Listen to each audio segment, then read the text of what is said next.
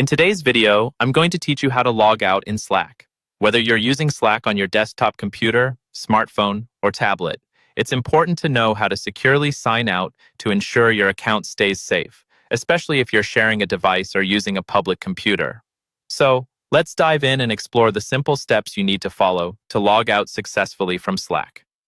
First, let's talk about logging out from the desktop app. If you're using Slack on your desktop, start by opening the app and navigating to the top left corner where you'll see your workspace's name. Click on it, and a drop-down menu will appear. From here, scroll down until you see the option that says Sign Out of Workspace Name. Click on that, and you'll be prompted to confirm your decision. Just click Sign Out to complete the process. That's it. You've logged out of Slack on your desktop. Now, if you're using Slack on a mobile device, whether it be an Android or an iOS device, the process is slightly different but equally straightforward. Open your Slack app, and at the top left, you'll see your profile icon.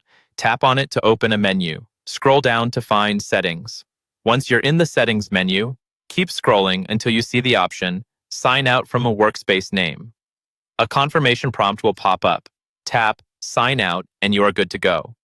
If you're using the web version on your browser, the steps are also quite intuitive.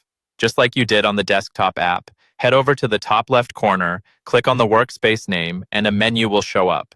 Here again, you will scroll through the options until you find Sign Out of Workspace Name. After clicking it, confirm you want to log out, and you'll have successfully signed out from your Slack account on the web. Remember, it's always a good practice to sign out of your accounts, especially if you're on a shared or public device, to maintain the privacy and security of your communications and data. Repeat these easy steps whenever you need to sign out, and you'll never have to worry about unauthorized access to your account.